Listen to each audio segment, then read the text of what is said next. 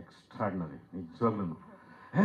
ಬೇಡ ನಿಜವಾಗ್ಲೂ ಭಾಳ ಚೆನ್ನಾಗಿ ಡೈಲಾಗ್ ಬರ್ದಿದ್ಯಾ ನೀನು. ಮಾಸ್ತಿ ಅಂತ ಹಂಗೆ ಡೈಲಾಗ್ ಬರ್ದು ನೀನು ಕುಸ್ತಿ ಥರ ಡೈಲಾಗ್ ಬರ್ಬಿಟ್ಟಿದ್ಯಾ ನೀನು. ನೆಕ್ಸ್ಟ್ ಈಗ ಕುಸ್ತಿ ಈಶ್ವರ್ ಅಂತ ಇಟ್ಕೊಂಡ್ಬಿಟ್ಟು ಹೊಸ ಹೆಸರು ಸೂಪರ್ ಬರ್ದಿದ್ಯಾ ನಿಜವಾಗ್ಲೂ, fantastic.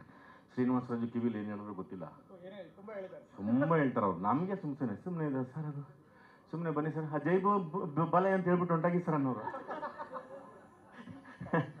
Super, all the best. Thank you sir. Prithvi Bhat ಅವರು ಈಗಷ್ಟೇ ಬಂದಿಲ್ವಾ? ಪೃಥ್ವಿ ಅವರು ಓಕೆ.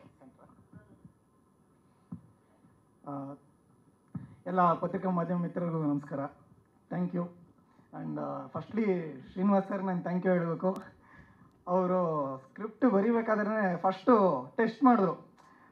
ನೀವು ಅಂದರೆ ತೆಲುಗುನಲ್ಲಿ ಮಾತಾಡ್ತಿದ್ವಿ ಇಬ್ಬರು. ನೀವು 7 ಸೀನ್ಸ್ ಫಸ್ಟ್ ರಾಯಿ, తర్వాత చూద్దాం, if it works out well we will continue ಅಂತ. ಫಸ್ಟ್ ಒಂದು 7 ಸೀನ್ ಮಾತ್ರನೇ ಬರೆದು ರೀಡಿಂಗ್ ಕೊಟ್ಟೆ. ಸೊ ಟೋಟಲಿ ಅವರು ಅಲ್ಲಿ ಕನ್ವಿನ್ಸ್ ಆದರು.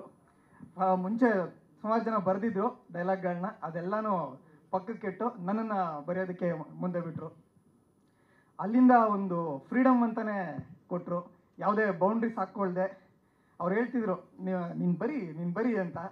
ಅದು ಬರೆದ ಮೇಲೆ ವಿಜುವಲಿ ನೋಡಬೇಕಾದ್ರೆ ಗೊತ್ತಾಯಿತು ಸರ್ ವಿಜುವಲೈಸೇಷನ್ ಹೆಂಗೆ ಮಾಡಿದ್ದಾರೆ ಅಂತ. Sir really thank you sir, thank you. ಈ ಒಂದು ಸಿನಿಮಾ ಒಂದು ಅವಕಾಶ ನನಗೆ ಕೊಟ್ಟಿದ್ದಕ್ಕೆ ಮೊದಲನೇದಾಗಿ. ಆ್ಯಂಡ್ ಪ್ರೊಡ್ಯೂಸರ್ ಸರ್ ಬಗ್ಗೆ ಹೇಳಬೇಕು, ಪ್ರಶಾಂತ್ ಸರ್.